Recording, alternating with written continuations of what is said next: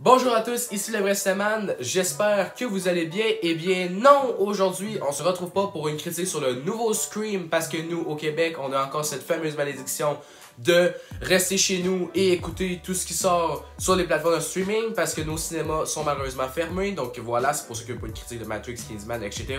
Mais aujourd'hui je voulais absolument vous parler d'un film qui est sorti sur Apple TV+, qui s'appelle The Tragedy of Macbeth, le nouveau film de l'un des frères Coen, Joel Coen, mettant en vedette Frances McDormand et Denzel Washington.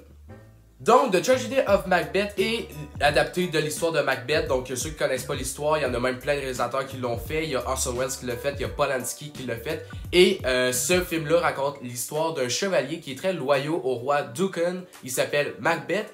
Et sa femme, Lady Macbeth, va essayer de le manipuler pour tuer le roi et prendre héritier du trône. C'est justement ce qu'il va faire. Et après cet acte, ben, il y a plein de hantes. Son esprit est hanté par des esprits. Il essaie de revenir à la surface, de ne pas être hanté entièrement par le mal. Donc il y a des remords par son acte. Et sa femme aussi tombe doucement dans la folie. En général, c'est ça l'histoire du film.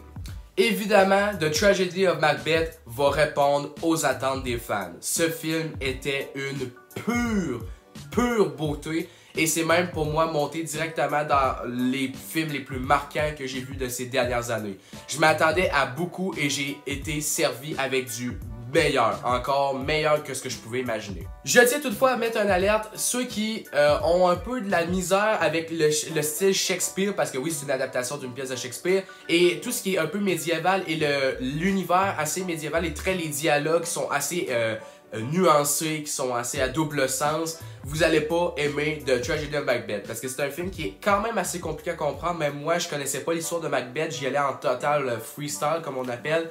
Je suis allé lire un résumé après avoir vu le film parce que j'étais pas sûr de comprendre tout. C'est un film qui est assez compliqué à comprendre à cause de ses dialogues. Je trouve qu'ils sont très double sens. Ils vont jamais aller droit au bout, ils vont toujours utiliser des paroles nuancées, mais je trouve que ça marche entièrement avec l'univers du film. Donc c'est pour ça que pour moi ça reste une qualité, mais attention pour les gens, c'est pas un film pour tout le monde, c'est pas un film pour le grand public, mais ceux qui savent à quoi s'attendre, vous allez être servis, ça c'est sûr et certain. Pour moi, Tragedy of Macbeth, c'est un sans faute, donc je vais vous énumérer tous les points qui pour moi m'ont marqué. Premièrement, la réalisation de Joel Coen est fabuleuse. C'est un film qui mélange les lumières, qui joue avec les lumières, d'une manière totalement originale.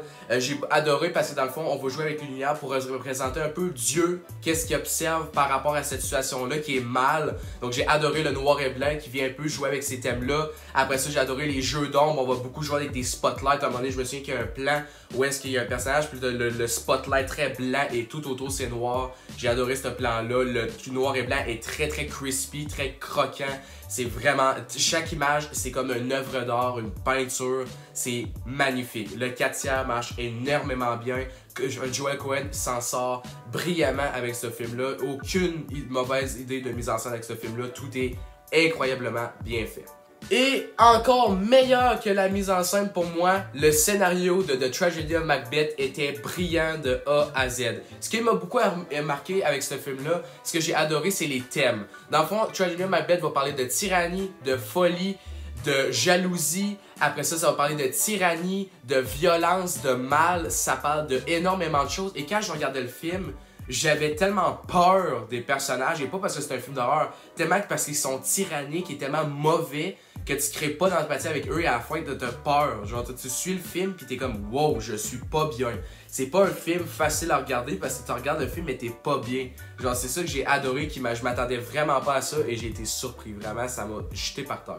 Préparez-vous à vraiment avoir un sentiment de haine en ressortant de ce film-là, un sentiment de malaise un peu, c'est vraiment incroyablement bien fait. C'est pas un malaise, mais déconfortant.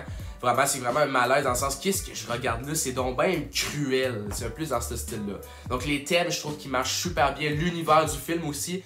Parce que moi, j'aime pas trop les films qui sont trop fantaisistes, mais je trouve que ce film-là mélange le tout brillamment. On a suffisamment de fantaisie pour y croire et suffisamment de réalisme pour s'embarquer dans l'univers. Je trouve que tout était parfait. Aussi, l'aspect aspect théâtral et aspect cinématographique aussi s'égalise. J'ai trouvé ça super beau. Les personnages aussi sont très bien écrits. Leur développement de personnages est surtout bon. Oui, c'est pas mon personnage préféré, mais le personnage de Frances McDormand, c'est lui qui va avoir le plus de développement. Donc on sent qu'au début, elle est correcte. Elle est un peu tyrannique, mais à la fin, elle tombe vraiment dans la folie. Je vous en dis pas plus, là, je vous laisse vous le découvrir. Là.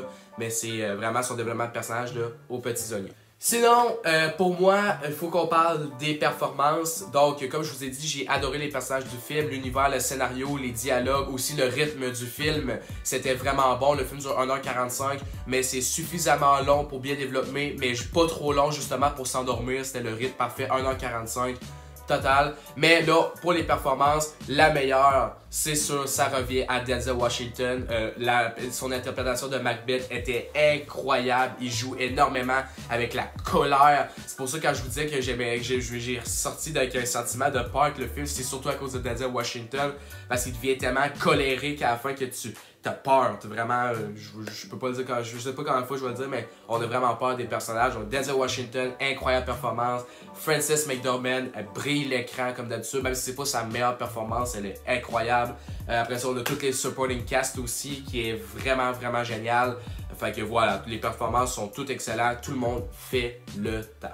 Donc voilà, The Tragedy of Macbeth, qui est un film sur Apple TV Plus disponible, donc foncez voir ce film-là. Honnêtement, j'ai pas les mots pour vous dire tellement que ce film-là m'a marqué au plus profond de moi. C'est un film que j'ai rarement vu auparavant. Oui, je sais que c'est en début d'année, on est juste 2 semaines dans le mois de janvier, mais je sais que ce film-là va finir dans le top de l'année 2022. Il va être très très haut parce que ce film m'a marqué, j'ai adoré. Toutes les secondes, l'atmosphère du film est vraiment unique. Je m'attendais zéro à ça. Joel Cohen dirige ce film avec brio. Les acteurs sont parfaits. L'histoire du film est vraiment bien écrite. On s'emmerde pas une seconde. J'ai vraiment été surpris, même si j'avais des énormes attentes pour ce Tragedy of Macbeth. Et c'est pour ça, c'est bien mérité. Et c'est un coup de cœur. Un magnifique 5 sur 5. Pour ce film, nouveauté Apple TV+, que je vous conseille d'aller voir. C'est sorti, foncez, c'était vraiment une pure pépite. I have no words. My voice is in my sword.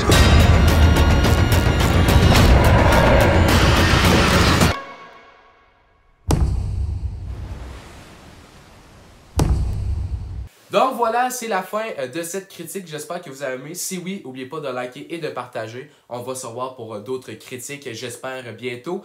Et sur ce, prenez soin de vous tout le monde. Merci à tous de m'avoir écouté. Ciao, ciao.